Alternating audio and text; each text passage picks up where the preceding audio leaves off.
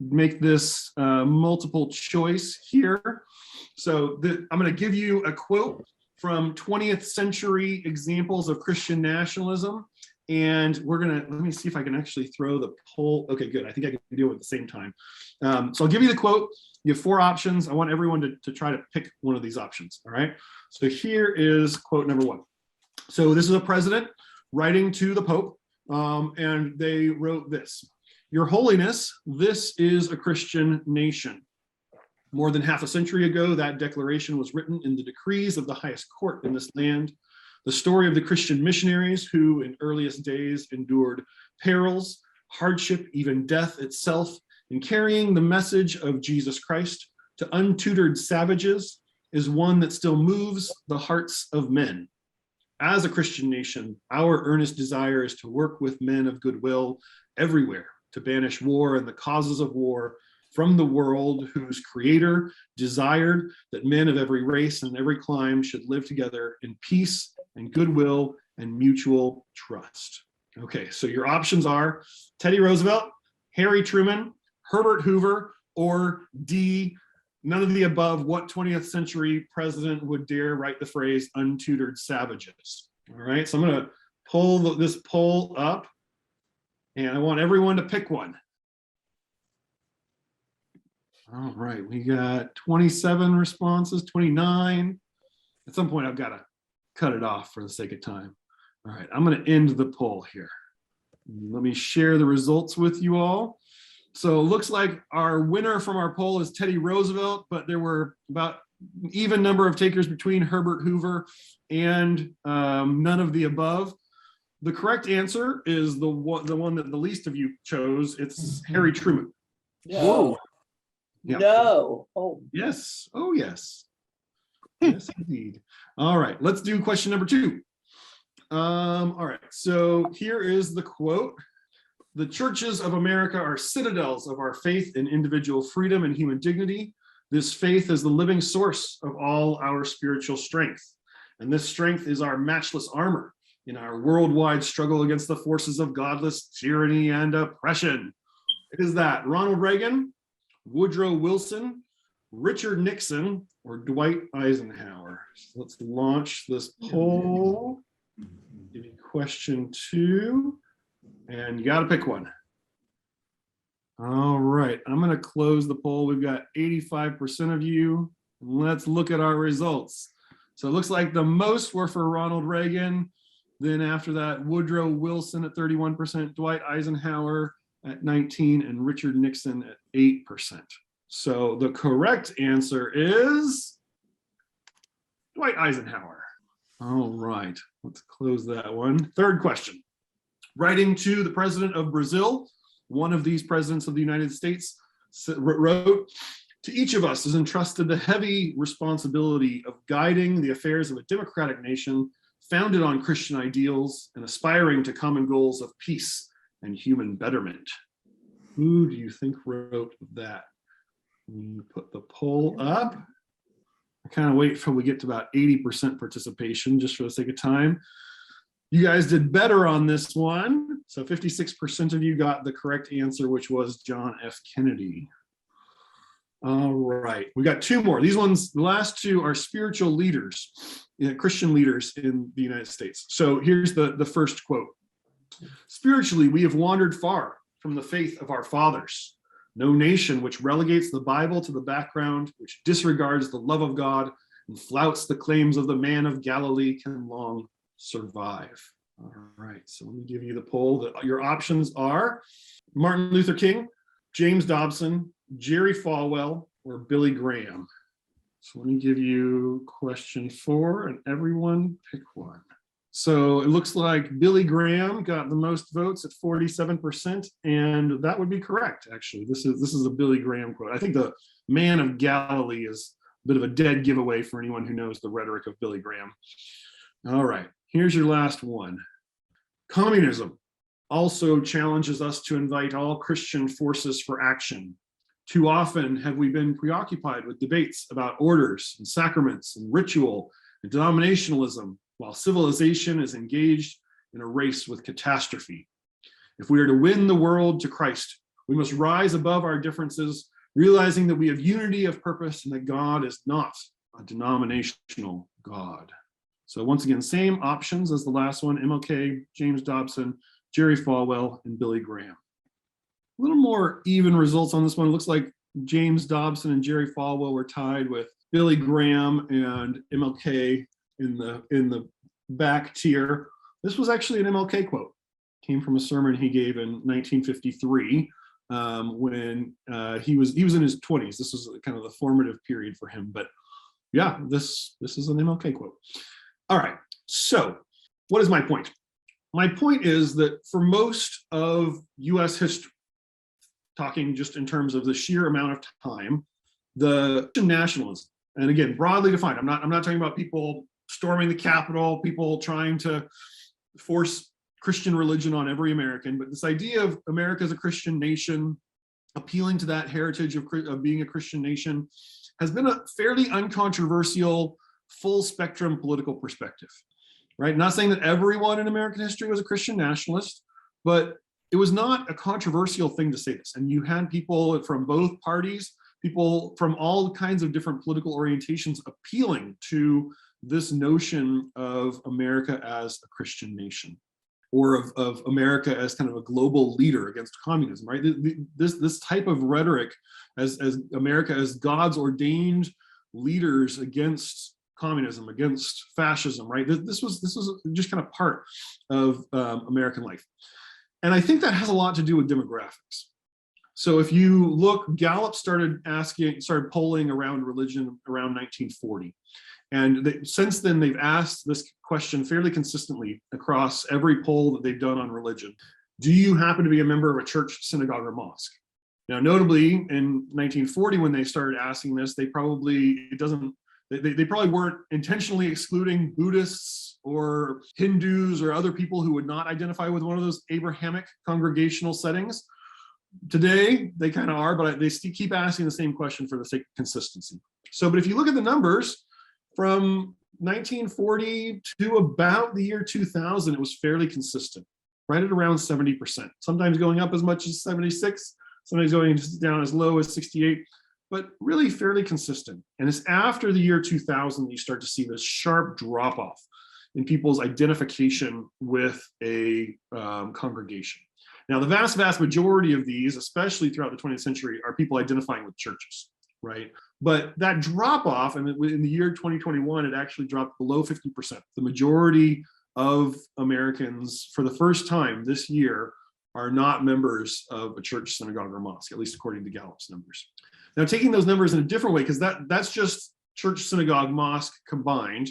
But if we think in terms of the different religious traditions people identify with, here again, we see this sharp decline, especially of American Protestants. So the Protestantism is the light blue line. Catholic is the black line. So Protestants, starting in the 1940s, are around close to 70% of the US population. And then that's had a fairly steady decline ever since the 1970s. Really the middle of the 1960s is where you see the peak of that.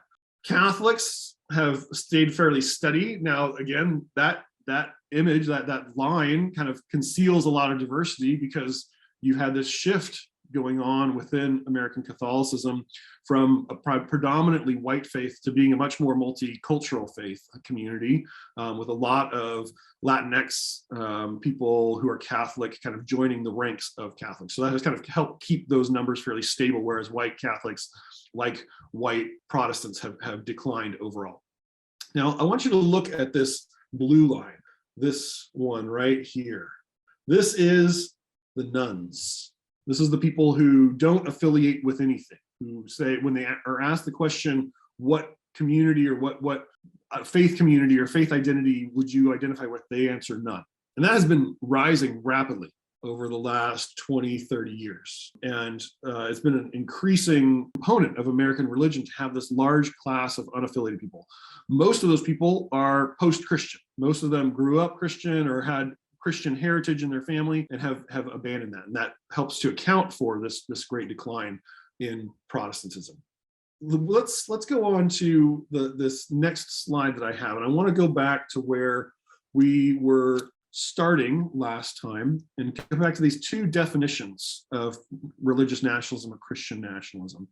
Just as a quick reminder, we got this idea of Christian nationalism as a matter of policy and law, privileging one religious community over another, over all others, so that in the case of Christian nationalism, Christians get to be the top of the heap. They get to have the priority.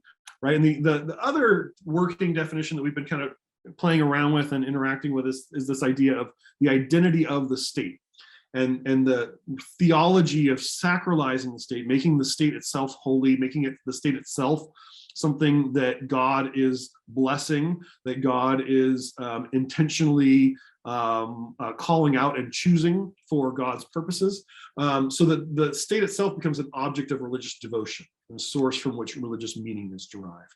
And part of what I was trying to draw out here is that the statement, America is a Christian nation, can really have these fairly different meanings. It can just be a statement of power and of Christian prioritization, a statement of Christians saying, America is a Christian nation and therefore everyone else should get in line. Whereas the identity piece is a little bit more pushing against secularism and arguing that to say that America is a Christian nation is a statement of theology about God's special relationship with the US, and kind of trying to resist the idea of America or the American government as a secular entity. Now, there's a third option that I didn't really talk about last week that is more of a descriptive option. And so that third option is to say America as a Christian nation is a statement of the US as a nation made up demographically of Christians, right? So you can plausibly say America is a Christian nation, and especially historically, you could say that and potentially just mean America is a state made up predominantly of Christians. And right at the founding, it was probably in the 90 percentiles of people who would at least openly identify as Christians, not necessarily be members of churches, but would say, yes, I'm a Christian. It was not a very popular thing to be an atheist back in early America. Now, the question that I would raise, though, is at what point does that cease being true? At what point does the population cross a point in diversity where you can no longer plausibly say America is a Christian nation because the majority of Americans are Christian? Do you need to have a supermajority? So this chart up at the top comes from the PRRI, Public Religion Research Institute. They did a major landscape survey of American religion in 2020. And the numbers are probably too hard for you to read, but the blue is white Christians. The green is Christians who are not white. And then the orange is other religious identities. And then the purple or the pink is the nones, these N-O-N-E-S, the people who answer none. So right now, we are right at around that point where the Christian supermajority in America is disappearing, where we're probably going to cross the line, I don't know, within the next few years, maybe at least the next decade, where no longer do you have a majority or a 2/3 majority of Americans being Christians, right? So, and when you take out the Christians of color, right? So if you take out all the green and you just have the white Christians, then we're not even at 50.1%. We're not even at a bare majority of the United States today is white Christians, which have been the predominant religious community, not just white Protestants, but white Christians total. They don't reach the 50% mark anymore. And so you have this changeover happening, really, and this is what these charts are reflecting. You have this changeover happening where we are increasingly becoming less and less demographically Christian as a nation. And some of what we're going to see happening is the reaction to that in the course of the 20th century as we go through this. So I want to talk today and focus in on this question of the rightward consolidation of Christian nationalism. How is it that this bipartisan, full spectrum endeavor of Christian nationalism, this space where you could have MLK and Harry Truman and Eisenhower and Nixon and name the president, kind of affirming a sort of identity of US as a Christian nation or as a force for good, that God ordained force for good. how is it that you have this shift to where today Christian nationalism is very much seen as a right-wing position identified with the Republican Party? And I want to break it out into kind of stages. So our first 45 minutes or so here today, we're going to look at this first stage from the late 1950s to the 1980s, and thinking about what is going on culturally and even demographically and politically that leads to this rightward consolidation of Christian nationalism. In our second segment tonight, I want to kind of focus on the end state of the second stage that leads up to the 2016 election. We're going to look at some demographic data about Christian nationalism. It's taken right around 2016, 2017, and we're going to take a little test and figure out how Christian nationalist each of us is. And then for our third stage, we are going to focus on that next week. I want to think about what has happened to Christian nationalism in the course of the Trump presidency, and how does that lead to the Capitol Riot. So to get us started, I want to talk about some of the tectonic shifts that have occurred in American political parties over the last 80 years or so. And to start, I want you to look at this electoral map. This comes from 1948, the election of 1948 that elects Harry Truman. So you have in the election of 1948, this, for anybody who pays attention to electoral maps today, this is going to look very strange to you. You have the vast majority of the map is blue, it's Democratic, right? The Midwest, the Southwest, right? The Virginia, North Carolina, Florida, Georgia, these are all Democratic states. The Republican Party is a party of the upper Midwest and the Northeast, right? The exact reverse of what we see today. And you also have this orange coloration here of, you have 4 states and 1 rogue delegate from Tennessee who went and voted for Strom Thurmond. So Strom Thurmond is an avowed segregationist. He is a part of what are called the Dixiecrats. Right? So these are Democrats in the South. Going back to the Civil War, the predominant political force in the South is the Democratic Party.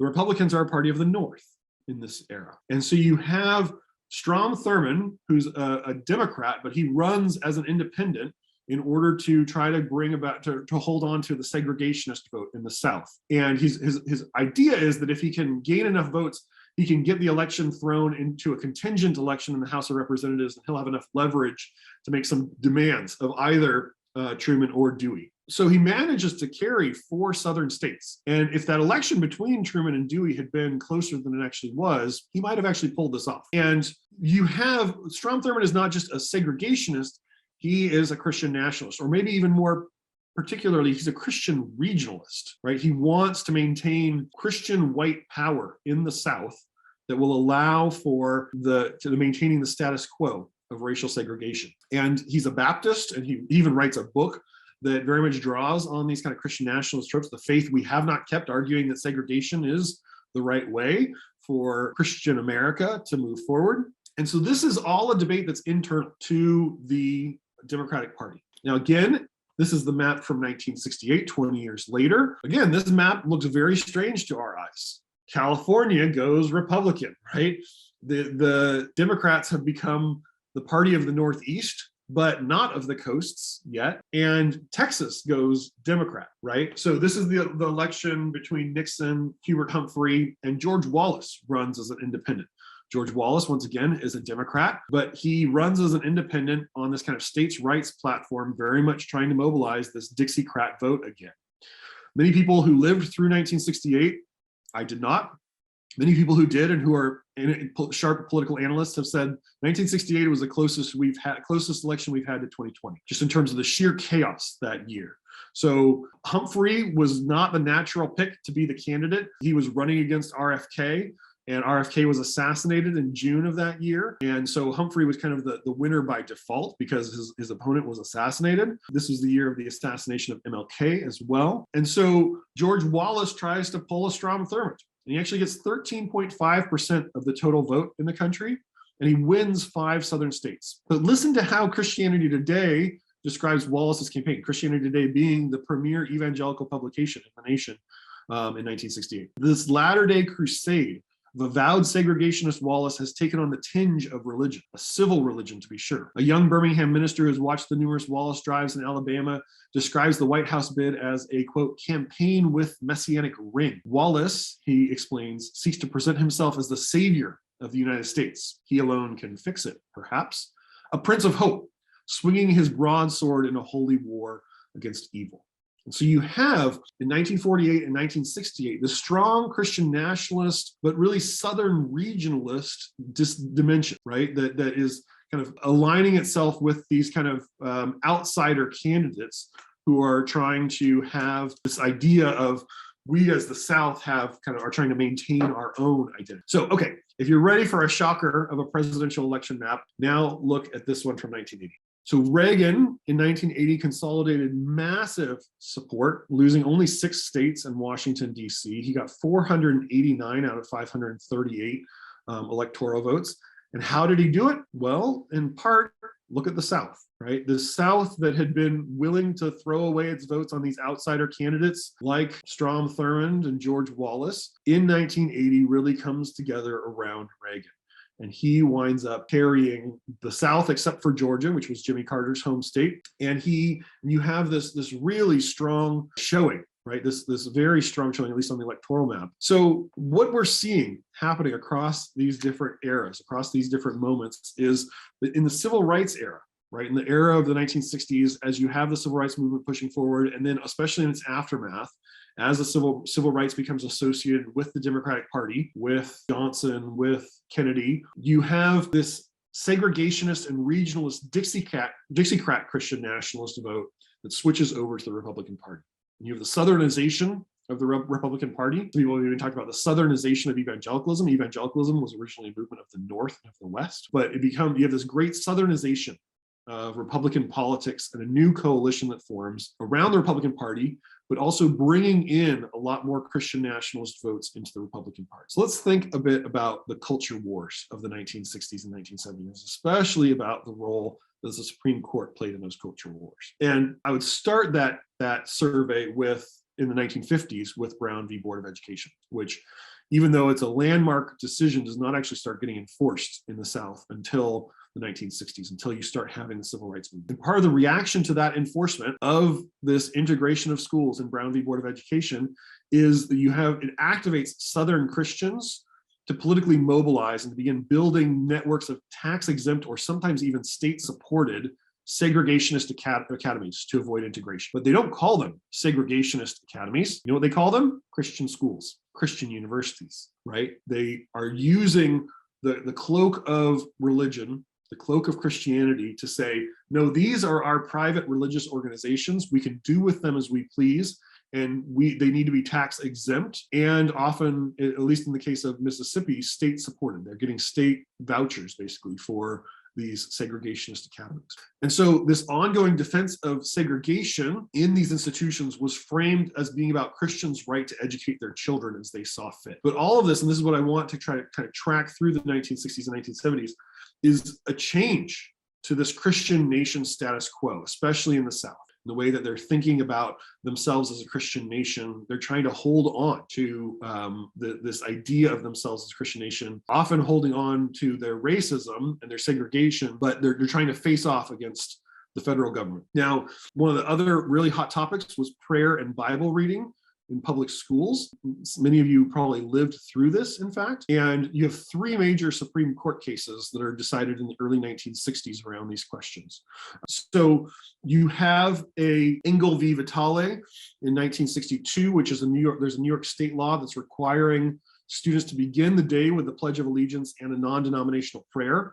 In this case, non-denominational probably meaning Protestant, although maybe Catholics get looped in there occasionally, but this gets struck down by the Supreme Court in 1962. In 1963, you actually have 2 cases that get rolled together into one Supreme Court decision.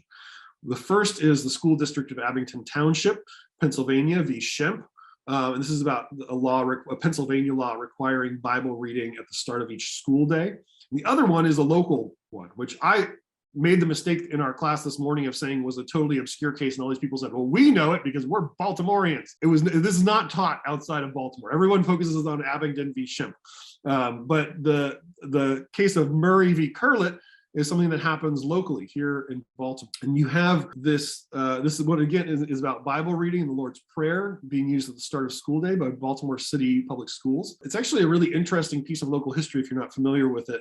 So this woman, Madeline Murray, she's a lawyer. She studied at Howard University. She's an avowed atheist, and she moves to Baltimore. She has a young son, William, who's in middle school. She's enrolling him at Woodburn Junior High, which is today Chinkopin Middle School.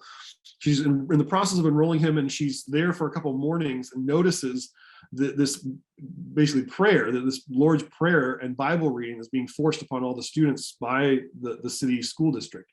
And so she files suit against Baltimore Public Schools and names her son, William, the middle school student, the junior high student, as the plaintiff. So the Murray here is her son, William Murray. Curlett is a local school administrator. So interestingly, her son actually in 1980 converts to evangelicalism, and she denounces him and breaks relationship with him. Interestingly as well, in 1976, she endorses Jimmy Carter, who himself was an evangelical, but he was against school prayer and against legislating school prayer. And so she wound up endorsing Jimmy Carter. So you have this argument that gets settled fairly early on in the 1960s by the Supreme Court, that there is not going to be school prayer. Abingdon Township, by the way, is a very important Supreme Court decision in that it defines the field of religious studies as a legitimate academic field in secular universities, that you can study about religion, but you don't study it in a devotional way.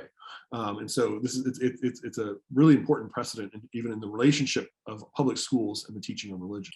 Okay, so another big cultural fight of the 1960s is around what gets taught in public schools, especially around the teaching of evolution. And if you've ever seen the film Inherit the Wind or read about the Scopes monkey trial in 1925, you might think that, oh, this was all resolved in the 1920s. Well, some of these fundamentalist laws are actually still on the books in the 1960s against the teaching of evolution. And so you have this high school teacher, Epperson, who's a biology teacher, files suit against the state of Arkansas, and in a unanimous decision in 1968, this teaching of evolution gets struck down. So thank God in the 1960s, we resolved all of our debates about what should be taught in our public schools, and we're never going to have those debates again.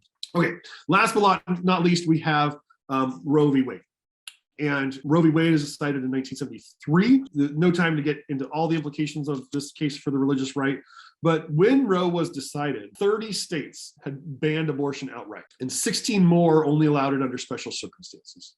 And those included rape or incest or the health of the mother. There's a really complicated religious response when Roe gets kind of announced. Christianity Today, which is, again, the premier evangelical publication in the nation, and so the Southern Baptists initially are fine with Roe v. Wade. They do not raise any objection. Some of them even endorse the decision. They also, all these Protestants and evangelicals saw abortion as a Catholic issue. But then later it's used to really galvanize them and becomes this kind of consensus on the religious right.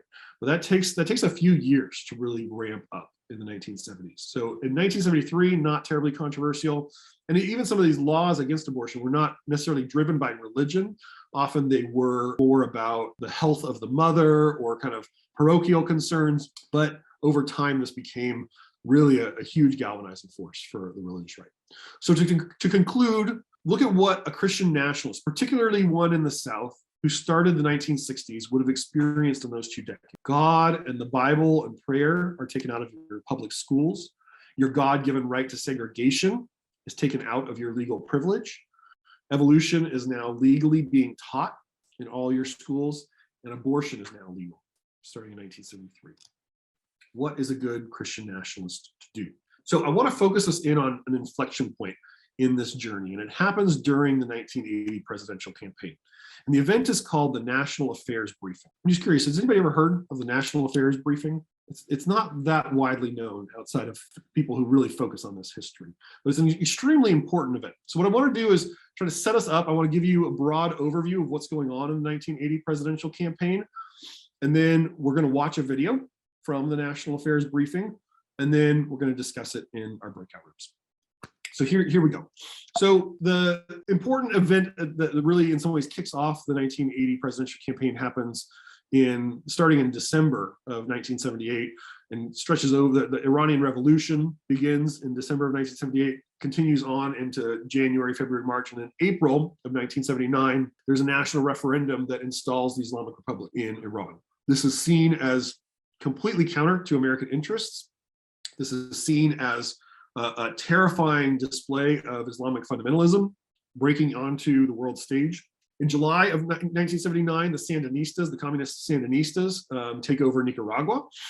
Once again, kind of we're in the late Cold War, kind of the apex of the Cold War in some ways. And you have a communist force taking over a country in the Western Hemisphere. In November of 1979, you have the Iran hostage crisis begin, where you have some of these radicalized militant Khomeini supporters hold hostage 52 US diplomats and citizens for 444 days. They're held in as hostages. And so the Iran hostage crisis stretches over the end of the 1980 campaign and into the Reagan administration. In November 13th of 1979, Reagan announces his third presidential campaign. And so you have this happening right in the midst of these kind of major events that are going on, especially in foreign policy, that are causing all this anxiety in the US. In December of 1979, the Soviets invade Afghanistan. And so once again, this incursion of this growth of communism, this spread of communist forces into a place that was not previously communist. And so as all of this is going on, you have two of the major evangelical leaders in the US, Billy Graham and Bill Bright. Bill Bright is the founder of Campus Crusade. They both take trips to Moscow, and they're conferring. They're separate trips to Moscow, but they're conferring with each other. And they both note that they have this premonition that the US might not last another 3 years before there's a communist takeover. And they need to gather Christians, they need to gather evangelicals to pray and really seek God and figure out what to do in light of this potentially impending takeover by communists. And so they gather a group of Christian leaders. It's not done very publicly. They gather them in Dallas. They pray for several days together. And out of this gathering, out of this prayer meeting, one of the leaders at that meeting, a guy named James Robeson, decides to start planning this event called the National Affairs Briefing. Very much inspired by this kind of apocalyptic concern that America is going to be taken over. And so the event actually occurs in August of 1980. And again, we'll watch a video with James Robeson at this event. Over the course of early 1980, Reagan wins a lot of these primaries, and he, in July, is officially the nominee at the Republican convention. He announces George H.W. Bush as his running mate. This is not a decision that's very popular with religious conservatives. George H.W. Bush is seen as this patrician, pro-abortion elitist. And so Reagan is having to kind of build up his bona fides with these folks who are potential voters, these religious conservatives. And so he goes and speaks at the National Affairs Briefing in Dallas about a month after the Republican convention. Just to kind of keep one eye again on this foreign policy world, in September of 1980, Iraq invades Iran. And there's another event that happens in the middle of 1980 that I feel like, or it's the middle of September of 1980, that I feel like doesn't get enough attention in a lot of our discussion of national affairs, but has had a huge impact on the course of our nation. And it happens in Los Angeles, actually, and that is that I am born. So what is, I was born in September of 1980. It was not that significant of an event. But anyway, going on. Reagan wins November 4th, wins this massive majority, 489 electoral votes, but that was not seen as very certain. The polling actually looked fairly close throughout most of it. So there was this real scrabble to kind of gain votes throughout the course of the election. And part of that comes down to this National Affairs Briefing. So what James Robeson winds up organizing in Dallas in August of 1980 is you have 17,000 attendees filling up this brand new stadium that is there in Dallas. 2,500 of them are clergy. And this is also broadcast on Christian channels around the country. So James Robeson himself estimates that this event reaches 60 million people. That's probably an extreme exaggeration, but probably millions of people are paying attention to what is going on here at the National Affairs Briefing. 2 months before the election, and they decide to gather, the leaders of the evangelical movement decide to gather and have this large political convention. This was not something that was being done prior to this. This is not the natural mode for most evangelicals at this stage in American politics.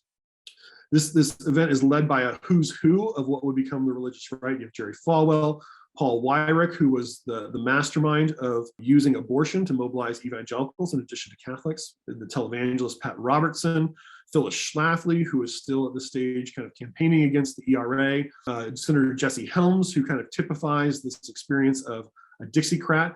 He was kind of a born and bred Democrat from North Carolina who winds up, when he runs for election, switching over and joining the Republican Party and being a very conservative leader within the Republican Party.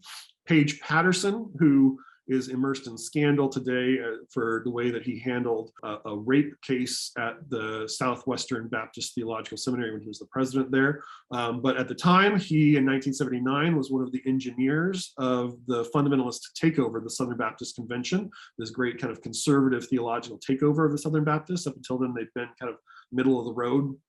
And he really was one of the leaders who pulled the Southern Baptists into their current state of kind of very conservative Christianity. And I want to focus on these last two guys, though. So does the name William Murray ring a bell? This is that kid from Baltimore who was the plaintiff in that Supreme Court case. He has converted to evangelicalism, and he becomes this great prop for the evangelical movement of, here's the son of an avowed atheist who was himself the plaintiff in the Supreme Court case against prayer and Bible reading in public schools, who is now a devout Christian. And William Murray is actually still around today. He's an evangelical lobbyist and activist, fairly prominent. And then James Robeson, who is the organizer of the National Affairs Briefing. And he's 36 years old. He's a Spitfire hotshot preacher. He is from Texas, and he is trying to kind of build a national profile for himself through this event. And he really is quite successful. He becomes a very successful televangelist and is still around today. In fact, he will come into the story when we talk about the Capitol Riot next week. We'll get there.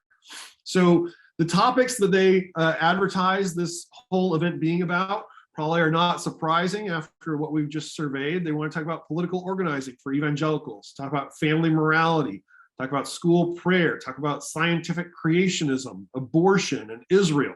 And before we get into what they actually do, I think it's worth just pausing to remember, because I think mainline Protestants have a fuzzy memory of what mainline Protestantism was in the 1960s, 1970s, and early 1980s. The mainline Protestants are already squarely in the Republican camp. In 1980, 69% of Episcopalians vote for Ronald Reagan, 56% of Lutherans, 53% of Methodists, 67% of Presbyterians, 57% of the UCC. Because of these tectonic shifts that have been going on, the Republicans are still the party of the mainline Protestants. What Reagan is trying to do and what the alignment that's happening with evangelicals is additive on top of mainline Protestantism. Now, a lot of mainline Protestant leaders are denouncing Reagan. A lot of the leaders of these denominations, a lot of the clergy are saying, no, Reagan is horrible. But people who are voting with their feet from the pews of mainline Protestantism are going with Reagan. So you have this organized event. You've got 17,000 people, but it's supposed to be nonpartisan. And so in their instructions that they give to the different speakers at the National Affairs Briefing, they say the roundtable is legally restrained from supporting or approving candidates for public office. Thank you for understanding this and for cooperating by refraining from such activities when appearing on the roundtable platform. And in light of that, they actually invite all three presidential candidates to come to the briefing.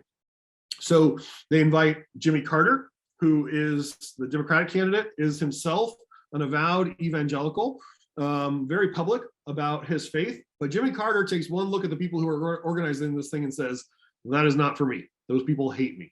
In fact, Carter, despite being an evangelical, draws heavily on his Baptist heritage and uses that to articulate his own position against Christian nationalism. And so in the 1976 campaign, he told the National Humanist Association, this is a quote, an important tenet of the Baptist faith is complete separation of church and state. I hold this view, and I have not found it to impose a strain either on personal religious convictions or on my performance in public office. I've never used political office to force my religious convictions on someone else. So there would be no problem in my presidency in keeping separate religion and government. I would be a strong defender of the First Amendment and interpret it very strictly. So you have in Jimmy Carter an evangelical, a political leader who is resistant to Christian nationalism, very resistant to Christian nationalism, and grounding that in his own Baptist principles. The second candidate you might not remember as well, or might not have heard of, his name is John A. Anderson. John A. Anderson is also a fascinating character in this respect. John A. Anderson when he first gets to Congress as a Republican congressman in the early 1960s, 3 times, 1961, 1963, and 1965, tries to get that NRA Christian amendment that we looked at last week installed as part of the Constitution. He brings it up for a vote 3 different times in his early career in Congress. But then over the course of the later 60s and 1970s, he winds up reversing position on that, realizing that that was not a great decision, and he starts voting against it, starts voting against prayer in public schools. And so in the debate in September 1980 with Reagan, this is brought up to John Anderson. Like, didn't you try to get this amendment passed that was going to install Christianity as the religion of America? And here's his response. On the amendment that you mentioned, I abandoned it 15 years ago. And I have said freely all over this country that it was a mistake for me or anyone to ever try to put the Judeo-Christian heritage of this country, important as it is, and important as my religious faith is to me, it's a very deeply personal matter, but for me to try in this very pluralistic society of ours to try to frame any definition, whatever, of what that belief should be is wrong. And so not once, but twice in 1971, I voted on the floor of the House of Representatives against the constitutional amendment that tried to bring back prayer in the public schools. I think mother ought to whisper to Johnny and Susie as they button their coats in the morning and leave for the classroom, be sure to say a prayer before you start your day's work. But I don't think that the state, the Board of Regents, a Board of Education, or any state official should try to compose that prayer for a child to recite. So again, a Republican, he actually runs against Reagan in the primary and loses to Reagan and then winds up running an independent campaign. He declines coming to the national affairs briefing. He's like, that's not my people. So we have our friend Ronald Reagan, a divorced, previously squishy on abortion politician who's a mainline Protestant, and he is happy to accept this invitation to come to the national affairs briefing. James Robeson actually goes, and they give Reagan the prime speaking. He gives the keynote on the last day of the conference. James Robeson, as the organizer of the event, says, I'll take the spot right before Reagan. So you get them back to back, James Robeson and Ronald Reagan. James Robeson actually goes and picks up Ronald Reagan at the airport. And he tells this story later on, that as they're driving from the airport to the convention center, James Robeson is talking with Reagan and he says, you know, we have this policy that this is not supposed to be a partisan endeavor. We're not supposed to endorse any candidate, but it wouldn't hurt if you said that you endorse us. And Reagan's response is, that's a good line. And he writes it down. All right, so we're gonna switch over here. I'm gonna share my screen and hopefully you can all see and hear this well. Let me pull it up. I'm gonna show you a couple clips from this. We're not gonna watch the whole thing because it's a little bit of a long video. So hold on, just 1 second. Let me give you our 2 discussion questions, just so you can have them in mind. So here's what I want you to pay attention to as you watch. How does the meeting of the minds between James Robeson and Ronald Reagan prefigure or perhaps lead to the tone of our politics today?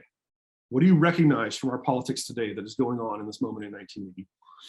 And do you notice anything different about this style of Christian nationalism that is distinct from what we surveyed in 18th, 19th, and 20th century versions of Christian nationalism?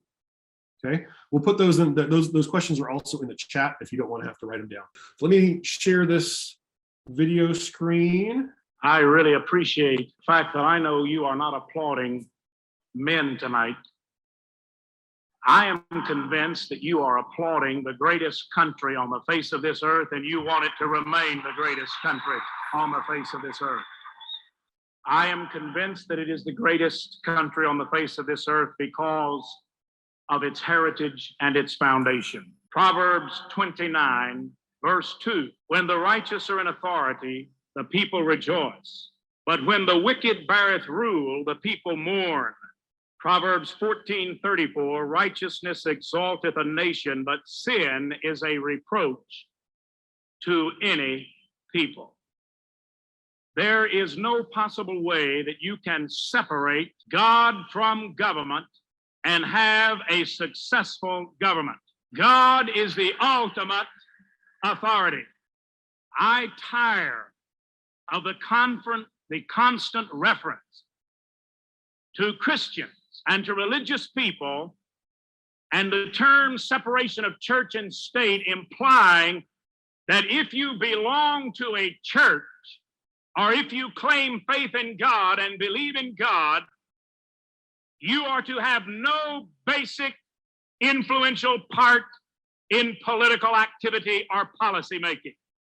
If the righteous, the pro-family, the moral, the biblical, the godly, the hardworking, and the decent individuals in this country stay out of politics, who on this earth does that leave to make the policies under which you and I live and struggle to survive? Neither our founding fathers or Jesus Christ initiated the godless interpretation of separation of church and state as it is presently presented to so many American people. For Jesus said, "You are the salt of the earth." If we live in unsavory times, and we do, it is because there is a deficiency of the sacred salt that gives flavor to all life on this earth. We must begin to literally penetrate every area of our society. Yes, even the political area. How do you expect the godly, the decent, the moral, those who have not sold out to some special power or special interest group, how do you expect them to get elected if godly people do not support them and vote for them? How can you expect any politician or any political candidate to stand for principle if the people who believe in principle don't even vote and stand behind them? We're the guilty ones. If there is darkness in the land, it is because of a scarcity of light. Jesus said, "Put the light on the lampstand, not under the bushel." I'm going to skip ahead to where he introduces Reagan. Under God or in government we trust, or one nation under government. It says one nation under God, in God we trust. I'm convinced unless we trust in God, this nation is finished. I thank God Mr. Reagan was willing to come here tonight, because it took a lot of concern about what you think and a lot of courage for him to walk in here tonight and speak to you. And I want to thank him for coming. May God bless America, because America once again blesses God. Thank you, and God bless you. Two good governors who are here, Dr. Criswell, Reverend Chairman, ladies and gentlemen here on the platform, and you, ladies and gentlemen. You know, a few days ago, I addressed a group in Chicago and received their endorsement for my candidacy. Now, I know this is a nonpartisan gathering, and so I know that you can't endorse me, but I only brought that up because I want you to know that I endorse you and what you are doing. Since the start of my presidential campaign, I and many others have felt a new vitality in American politics, a fresh sense of purpose, a deeper feeling of commitment is giving new energy and new direction to our public life. You are the reason. Religious America is awakening, perhaps just in time, for our country's sake. I've seen the impact of your dedication. I know the sincerity of your intent, and I'm deeply honored to be with you here tonight.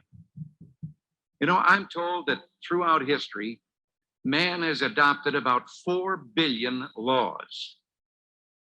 It's always seemed to me, however, that in all that time and with all those laws, we haven't improved by one iota on the 10 Commandments. Today, you and I are meeting at a time when traditional Judeo-Christian values based on the moral teachings of religion are undergoing what is perhaps their most serious challenge in our nation's history. Nowhere is the challenge to traditional values more pronounced or more dangerous than in the area of public policy debate. So it's fitting that the topic of our meeting should be national affairs, for it is precisely in the affairs of our nation where the challenge to those values is the greatest. In recent years, we've seen a new and cynical attack on the part of those who would seek to remove from our public policy debate the voice of traditional morality. This tactic seeks not only to discredit traditional moral teachings, but also to exclude them from public debate by intimidation and name calling, as we were so eloquently told just a short time ago. We have all heard it charged that whenever those with traditional religious values seek to contribute to public policy, they're attempting to impose their views on others. We're told that any public policy approach incorporating traditional values is out of bounds. This is a matter that transcends partisan politics and demands the attention of every American, regardless of party. If we have come to a time in the United States when the attempt to see traditional moral values reflected in public policy leaves one open to irresponsible charges, then the structure of our free society is under attack and the foundation of our freedom is threatened. Under the pretense of separation of church and state, religious beliefs cannot be advocated in many of our public institutions, but atheism can. You know, I've often had a fantasy. I thought of serving an atheist a delicious gourmet dinner and then asking him, he or she, whether they believed there was a cook. When I hear the First Amendment used as a reason to keep traditional moral values away from policymaking, I'm shocked. The First Amendment was written not to protect the people and their laws from religious values, but to protect those values from government tyranny. It goes on from there. Actually, it's a little bit funny, but Ronald Reagan actually ends his address. And you all remember the footprints meme, before there were memes, the two sets of footprints on the seashore, and the guy looks back and sees only one set of footprints, and then the Lord tells him, "It was then that I carried you." That's how Reagan actually ends that speech. It's very sappy, very emotional. After this moment, after the National Affairs briefing, evangelicals consolidate around Ronald Reagan. This is seen as kind of his entry point where they can verify that he's one of them. So we're going to send you into your breakout groups, and I want you to discuss those two questions. How does this meeting of the minds between James Robeson and Ronald Reagan prefigure or perhaps lead to the tone of our politics today? And do you notice anything different about this version of Christian nationalism that's distinct from what we surveyed in the 18th, 19th, and 20th, kind of middle 20th century versions of Christian nationalism? All right, we're going to give you 12 minutes in your breakout groups. So introduce yourselves, get to know each other very quickly, and try not to let anyone dominate the conversation, and try to process this video a little bit. If you need to cry, that's okay too. All right, so I'm curious what you came up with. Let's actually work on the two questions themselves. So how does the meeting of the minds between James Robeson and Ronald Reagan prefigure or perhaps lead to the tone of our politics today? What do you think? Let's hear from a few folks. Well, I made the comment that I never heard of, I was interested in politics, but I never heard of James Robeson. I certainly heard of Jerry Falwell, but it seems like that's a strain of the history of this that is, I don't feel it is prominent as you're making it. I agree that. Yeah, James Robeson is not a prominent person today. He was fairly prominent in the 1980s, and part of the reason I bring him in here is we'll connect it in next week because he is very connected to Donald Trump, but he was also somebody who really set the stage for Reagan's kind of inclusion within the evangelical umbrella. Well, my point was I don't remember hearing anything about him in the 1980s, and I was there. I was there too. I just wasn't. But Reagan was a gentleman by comparison. I've not seen what struck me as really new in 2016 is the open incitement to hatred by a candidate for prospective voters, encouraging directly and indirectly acts of violence. This to me is a new theme in American politics. I would really like to say that this is the first time I'm really hearing about Robeson and his role, but it was as a political act, it was a masterstroke to give advice to Reagan that okay, we can't endorse you. How about you endorsing us? I think that thing was what sold the evangelicals to Reagan. Yeah, that's the line that everyone remembers from the National Affairs briefing. It was Robeson's line that he fed to Reagan, but yeah, it was that's the one that everyone remembers Reagan saying. One thing I saw foreshadowed in the rhetoric of 1980 was the change in the Supreme Court that has occurred since then and continues to occur. That is really beginning under Nixon, but particularly under Reagan, the older Bush, and then later with Trump. The High Court has shifted dramatically in many of its opinions, including those on religion and probably those about abortion as well.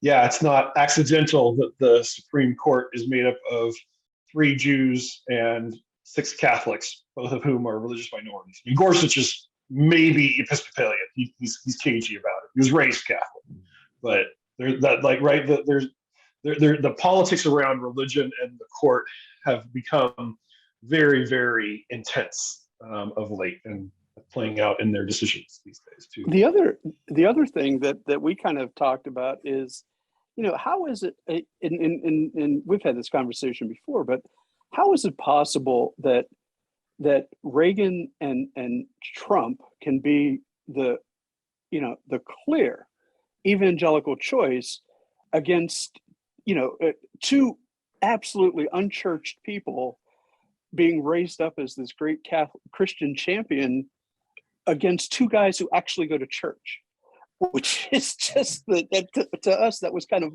to a few of us, that's kind of mind-boggling that somehow Reagan, who doesn't, who basically never went to church as far as I ever saw, and Trump, who looked like he was regularly dragged kicking and screaming, against Jimmy Carter, who was actually a Sunday school teacher in an evangelical church, and Joe Biden, who is a mass, a regular mass attending Catholic.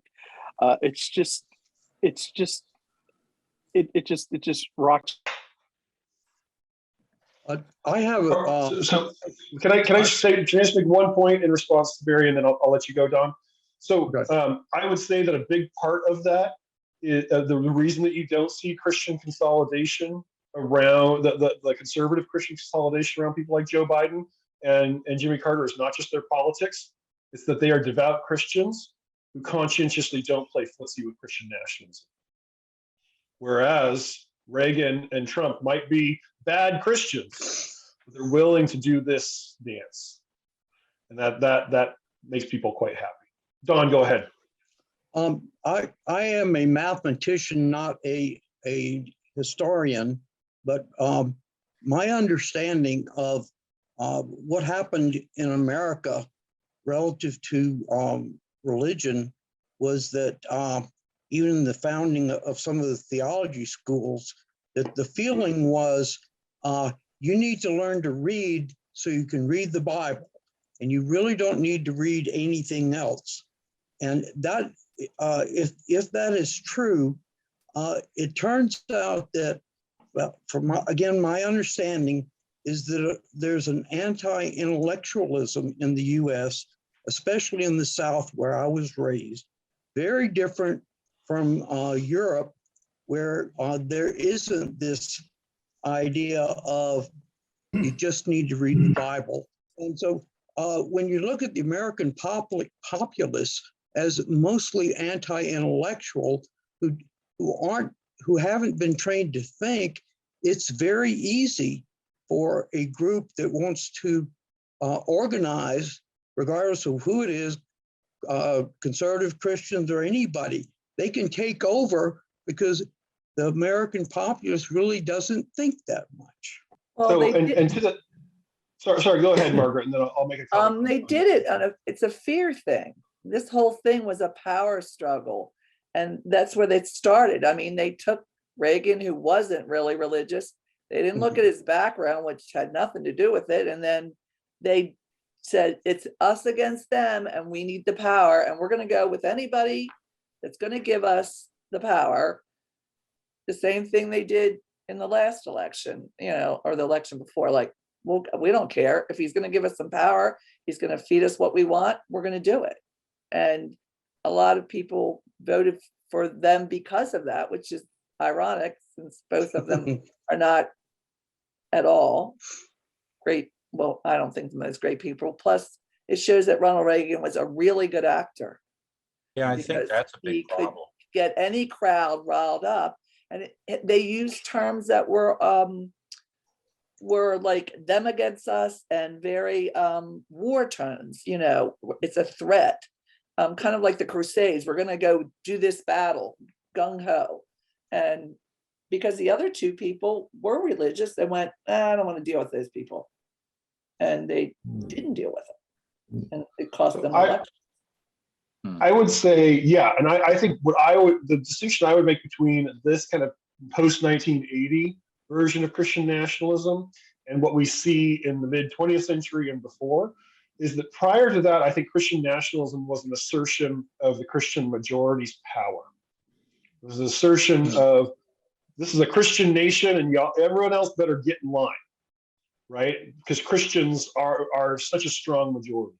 I think what you start to see in 1980 and afterwards is this sense of embattlement, the sense of that kind of Christian America is threatened, and don't you dare take it away from us, right? That there's this sense of fear, as Margaret was talking about, the sense of kind of rejection of the rejection, right? They're trying to say, no, we're not giving up what we had before. And people care a lot more about something that's being taken away from them than something that's being given to them anew. I'm going to allow one more comment. I think Rowena had a comment the thread that I see running through all this is that church, God, commandments, and religion are being used to unite people who are basically racist and can't talk openly about race because race is taboo. So they can talk about religion, but they're really talking about not wanting anybody who's not white to have any power in this. So I think you make a fair point there. And I think that there's a lot of kind of coded racism in the way that people use religion. That was part of what I was trying to illustrate in the 1960s. I do think there's something significant about the religious dimension of that. And we're gonna talk about that in our next segment, which I'm gonna start right now. So what I want you to do is get out a piece of paper. I'm gonna give you 6 questions. For each question, I want you to pick one of the 5 answers and write down the number associated with that answer. Okay, so let me put the first one up here. All right, everybody see that? Okay, here's the first question. We're going to figure out how much of a Christian nationalist each of you are. First question, the federal government should declare the United States a Christian nation. Write down 0 if you strongly disagree, 1 if you disagree, 2 if you are in the middle, neither agree nor disagree, 3 if you agree, 4 if you strongly agree. Okay, everyone got an answer written down? All right, next question. The federal government should advocate Christian values. Again, 0 if you strongly disagree, 4 if you strongly agree, and you got the middle options as well. Everybody write down an answer. Ready? Question number 3. The federal government should enforce strict separation of church and state. Now be careful on this one, the numbers are reversed. So write down 4 if you strongly disagree, 0 if you strongly agree, and notice the scale is inverted there. Okay, the federal government should enforce strict separation of church and state. Next question. Oops. The federal government should allow the display of religious symbols in public spaces. This is back to the original coding. So 0 if you strongly disagree, 4 if you strongly agree, and everything in between. The federal government should allow the display of religious symbols in public spaces. I realize it can be a confusing question. I didn't write the question. I don't have an answer to your questions about the question. Just pick a number, all right? The federal government should allow the display of religious symbols in public spaces. All right, question 5. The success of the United States is part of God's plan. 0 if you strongly disagree, 4 if you strongly agree, or find yourself somewhere in between there. All right, we've got the last question, question number 6. The federal government should allow prayer in public schools. 0 if you strongly disagree, 1 if you disagree, 2 if you're in the middle, 3 if you agree, 4 if you strongly agree. Everyone have 6 numbers written down? Okay, now add them all together.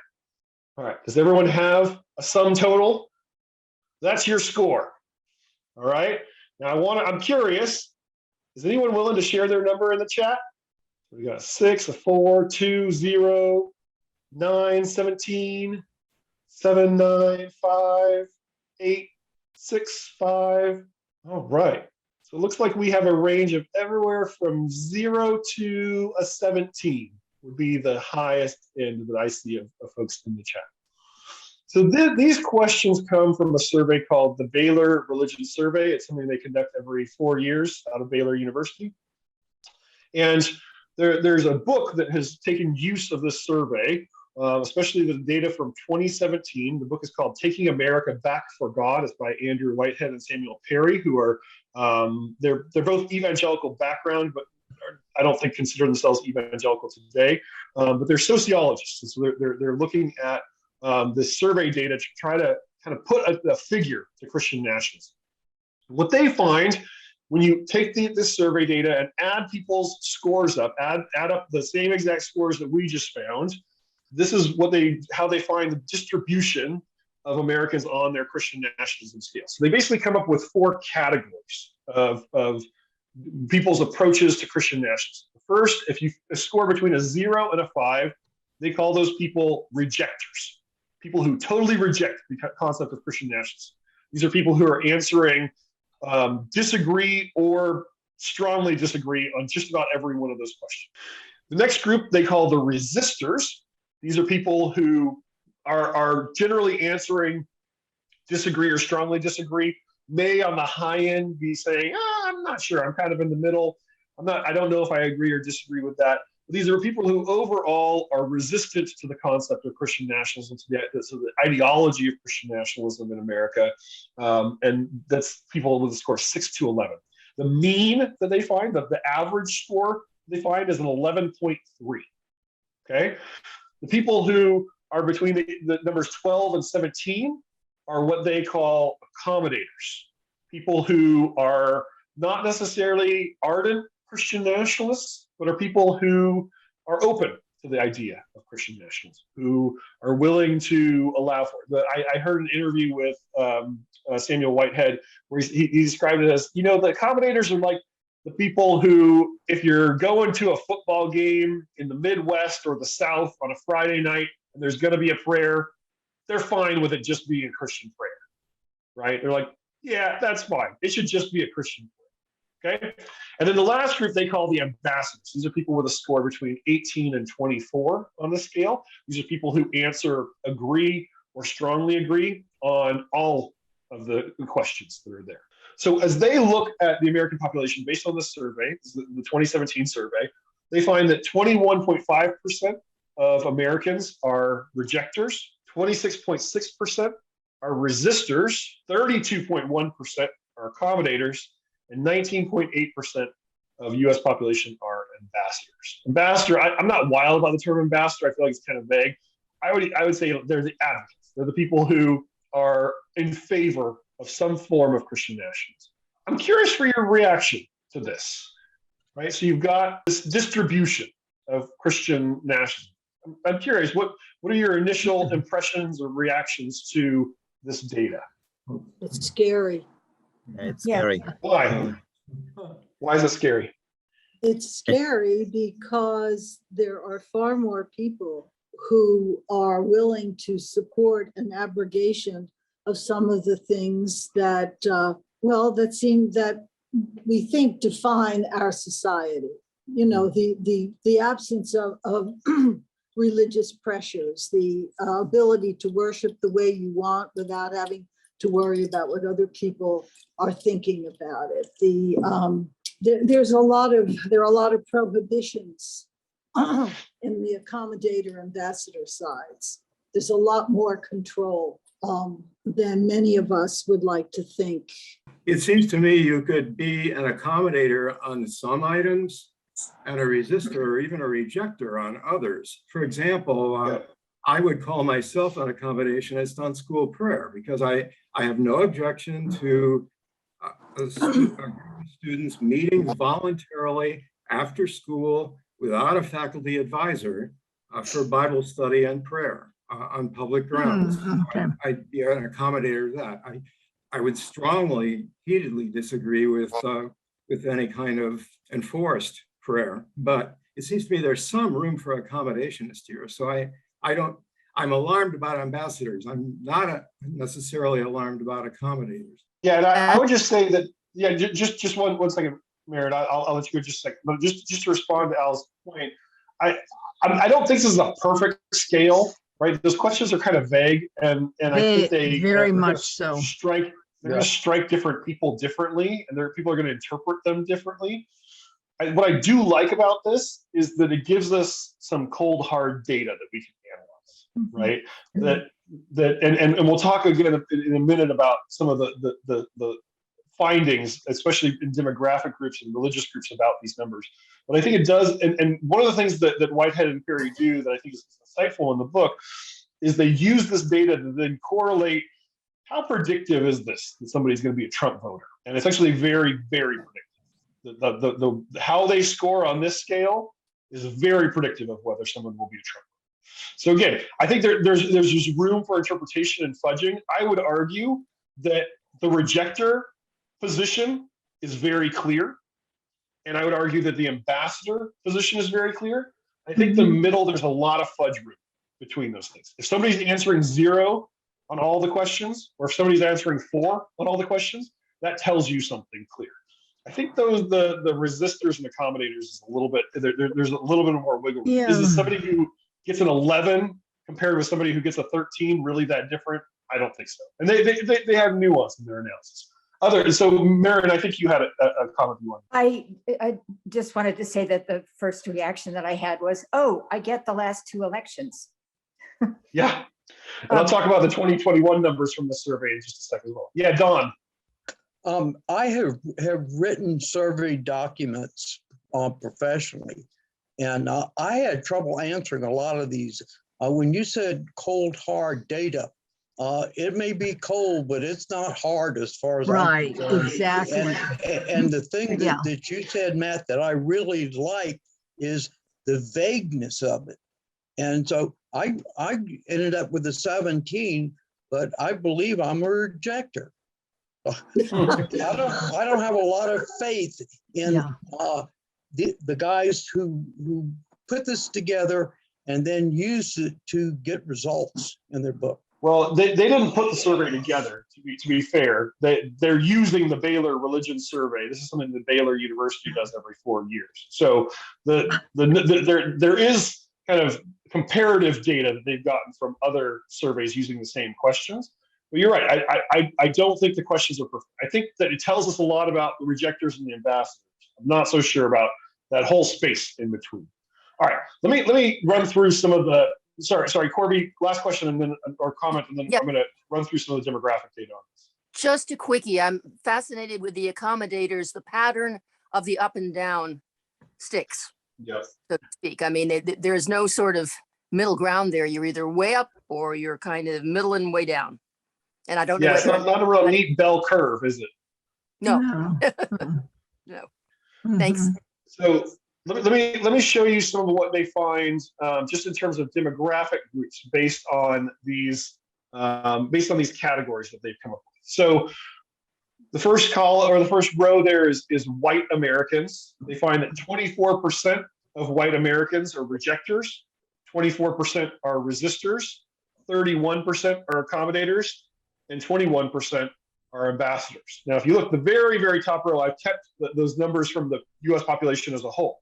So 24% of white Americans versus 21.5% of overall US are rejectors. 24% versus 26% of overall US. 31% versus 32.1%. So among white Americans, it's actually a fairly standard distribution compared with Americans as a whole. Among African Americans, there's actually comparatively fewer rejectors, right? And this is a data point that they call attention to, but they don't know quite what to do with in their data. They're like, actually, we need to write a whole other book about Christian nationalism, how these categories, how these questions strike African Americans. who as a people group tend to be very religious, and yet they are very much not voting for Trump. And so they kind of notice this, but they don't really comment on it that much. But you see amongst African Americans, 46% come into that accommodator range. There's a willingness. And again, I would argue that is not, and this is the conversation we had last week, it's not impossible for an African American to be a Christian nationalist. It does not necessarily require you to be white to be a Christian nationalist. And we'll talk next week even about some African American religious leaders who do fit that kind of Christian nationalist role. But again, some of the survey data that they find also for Hispanic Americans, right? If you look, there's more people in the kind of resistor accommodator range amongst the Hispanic Americans, and also amongst Americans of other races. They don't actually break it out in the book, which is another one of my criticisms of them. I'd be really interested to see how the data actually shakes out for Asian Americans, right? But they kind of group all Americans of other races together. So what they find, though, is that of this total sample that they take, 65% are white, 10% are black, 15% are Hispanic, and 70% are another race. 75% of rejectors, people who totally reject this is the 0 to 5 people who reject Christian nationalism, 75% are white. Then 4.2% black, 10.3% Hispanic, 10.5% other races. Amongst the ambassadors, 70% are white, and then 11% black, 15% Hispanic, and 7.5% other race. So what you actually find is this kind of white people on both sides of the spectrum are ardent in their views about Christian nationalism. It's not that you have this very strong distribution towards white people, right? But again, these questions might strike different groups in different ways. Where the data is really interesting, though, are with religious groups. So what they find is that amongst evangelicals, you find, and this is probably not surprising to most of us, you find the highest number of ambassadors amongst evangelicals. That is 40%. The plurality of evangelicals fall into the ambassador category. 38% are accommodators, but notice that there's 23% of evangelicals who are in the rejector and resistor categories. And what they actually do in their statistical analysis is they argue that that number is actually, the way people answer this question is actually very predictive of whether they were an evangelical who voted for Trump or an evangelical who resisted Trumpism. So they argue that when we go around talking about white evangelicalism, that's actually not the most pertinent data point. The more pertinent data point, they think, is whether somebody agrees with this kind of Christian nationalist narrative. That's where you can find better information about what their voting patterns will be. Similarly, look at the mainline Protestants. Again, I think that a lot of mainline Protestant leaders have wrong narratives about mainline Protestantism and think that it is a pluralist faith tradition that is ecumenical and welcoming and liberal and does not buy into Christian nationalism. But the distribution is actually very even among mainline Protestants. And if you go back and look at the election data from 2016, Trump won white mainline Protestants in 2016 and in 2020. Majority of white mainline Protestants voted for Trump in both 2016 and 2020. I think this data is pointing out some of how that happens, right? Is that the Christian nationalist narrative is still alive and well in mainline Protestant pews. Maybe not in the pulpits, but in the pews, it is. Amongst Black Protestants, again, you see this distribution more towards the accommodator range. And we were even having, one of our participants this morning was a Black Pentecostal pastor in our in-person class. And we were having some interesting conversations about his observations on kind of why that happens and what he thinks is going on there that we can talk about more if you're interested. Amongst Catholics, again, a plurality of accommodators, but Catholics kind of fall more in kind of the middle range of this as a whole with kind of outlier groups. Jews, obviously, I think obviously, are much more in the rejector group, but there are 21% of Jews who fall in that kind of accommodator and ambassador role. Not necessarily, I would assume, saying, yes, we believe in Christian nationalism, but I think in some sense acknowledging some of the realities of Christian dominance in America still. And here's the last point that I think is really interesting. People who are nones, people who say none of the above, are very, very likely to be rejectors. So people who, and again, most nuns are ex-Christians or post-Christians or are taking a step away from Christianity, have one foot out of Christianity. Most nuns, 86% are either resistors or rejectors. Where very few of the nuns are falling in the kind of accommodator ambassador. So as you see more and more people moving into that category of unaffiliated in terms of religion, you're seeing more and more of a rejection of this Christian nationalism here. All right, let me give you one more slide, and then I want to leave some room for discussion on all this. So this was this is a diagram from the book. This is the scale on each of those questions that I asked you, with whether people strongly agree, disagree, or unsure, agree, or strongly agree. And so you can see on each of those questions how the different kind of answers played out. And this then, when you sum it all up, gives you the other chart of resistors, rejectors, accommodators, or ambassadors. The third question, the one about separation of church and state, is inverted, right? Because the more Christian nationalist answer is the first one. So it's a little bit confusing when you look at the data that way. But let me update these numbers with what they found in 2021. So they ran the same survey in early 2021, right after the Capitol Riot, right at the moment of peak chaos, COVID, vaccine fights, the still fighting over the 2020 election. Here's what they found. So to take the first question, the federal government should declare the United States a Christian nation. The number of rejectors, the people taking the rejector option, the 0 option on that strongly disagree option, went from 38% to 46% in 4 years. So you have more and more people adopting the rejection. Slightly fewer took on the ambassador narrative, right? It went from around 13 to 10. But the middle, it's still kind of floating around a little bit there. Look at the last question, the success of the United States as part of God's plan. Again, a slight uptick amongst people who are taking the rejector option. It went from 25 to 30, right? 32, I guess, is what we get there. But also look at the number of people who take the ambassador position, the dark red. It went from 16, 17 up to 20. So I would argue what we see happening these days, you do see more and more people moving into the rejector camp, but you also see the ambassador camp, these advocates, the true diehard Christian nationalists holding pretty firm. There, you do not see a lot of decay on those numbers. So apart from that first question, it really is basically the same data that they find in 2021 as what they found in 2017. So I would argue that the percentage of rejectors grew on nearly every question between 2017 and 2021. The number of, or the percentage of ambassadors stayed roughly the same on nearly every question, and the squishy middle squished toward the middle.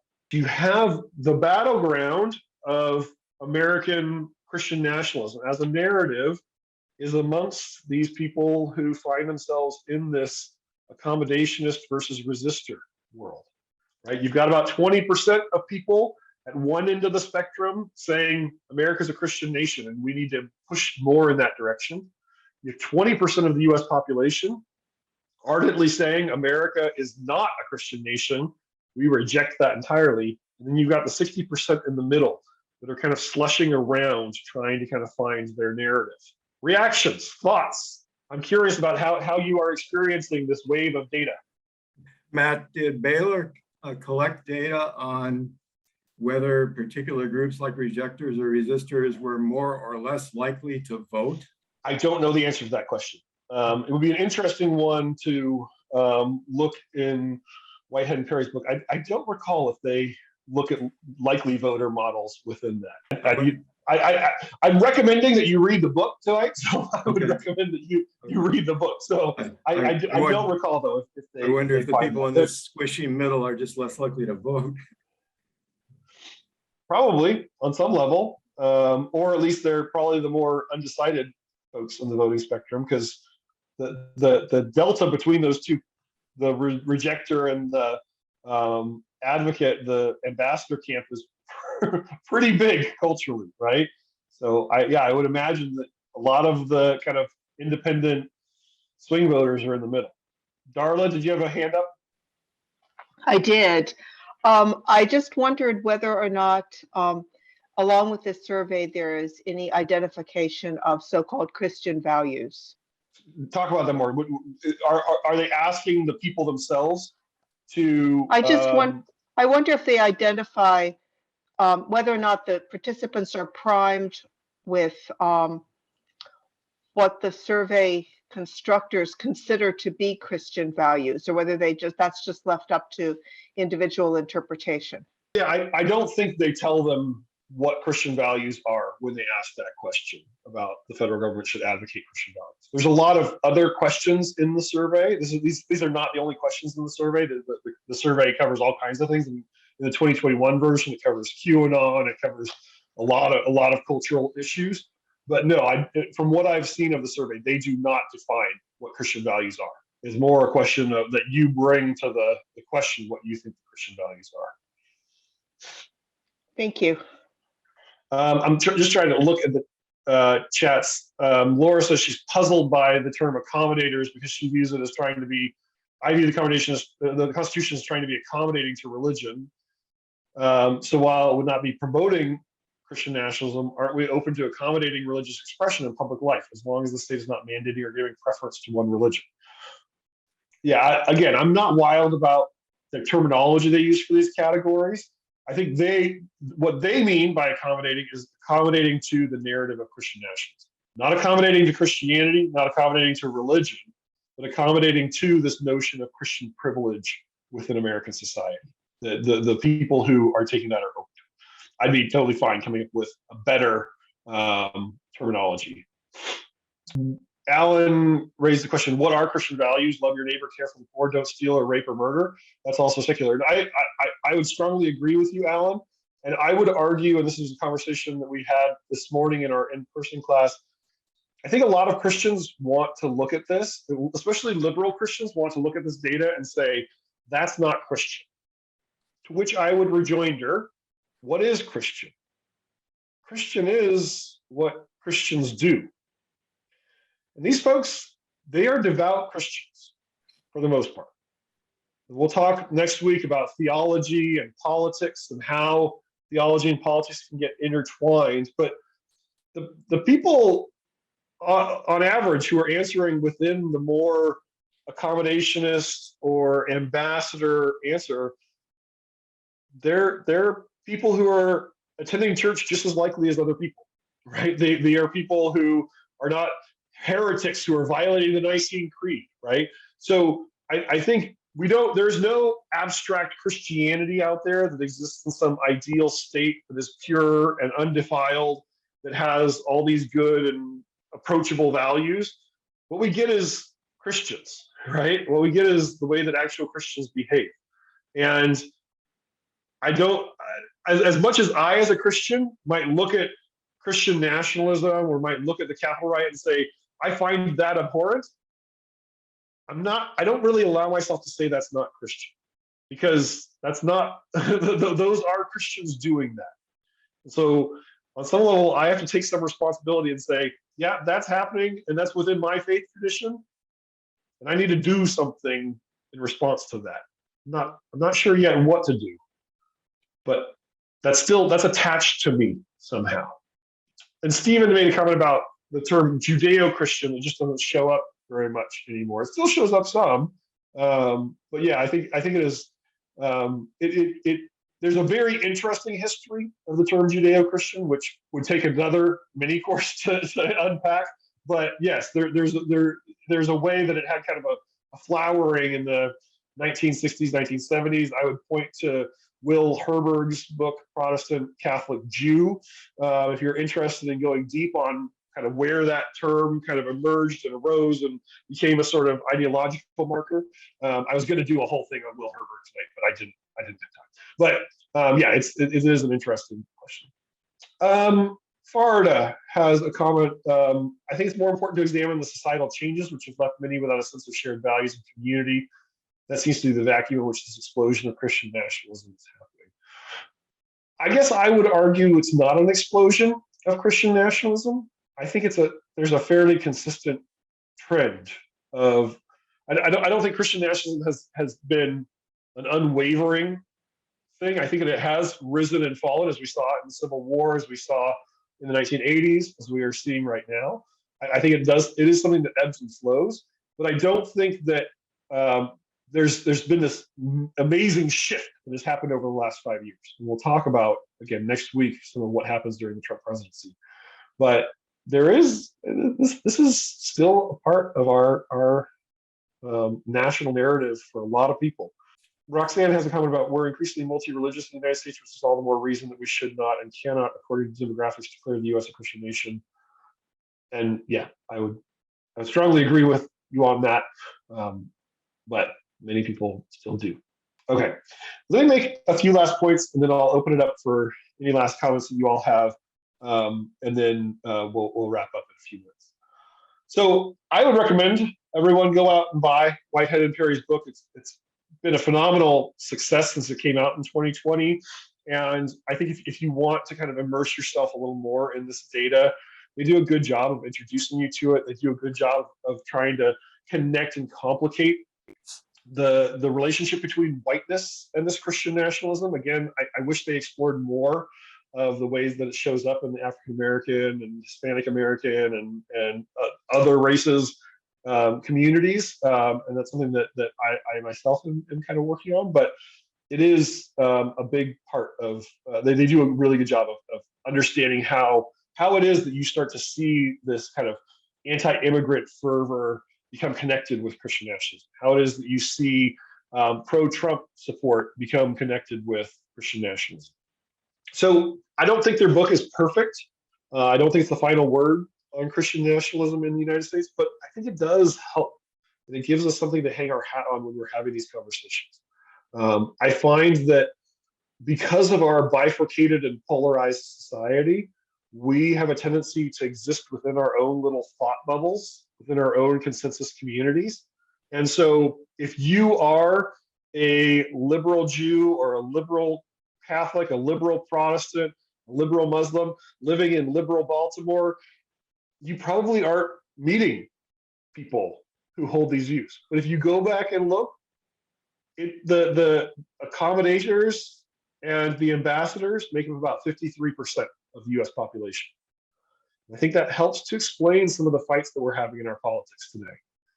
And I think it's telling when we don't know people who make up 53% of the population, or we don't know if we don't know. Also make the point that the rejectors, the 21.5% of all Americans, and the ambassadors, the 19.8% of all Americans, live in different nations, experientially, epistemologically, and philosophically.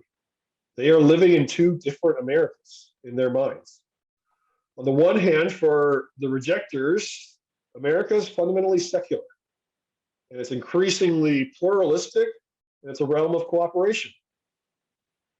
For the ambassadors, for these advocates of Christian nationalism, America is fundamentally Christian. It's increasingly embattled divine mandate. America was commissioned by God for a purpose, and every year that it is not living up to that purpose is an affront to God. And so if you find yourself in the rejector category, or if you're a strong resistor, I think we need to be able to have our minds at least open to how somebody gets to storming the Capitol.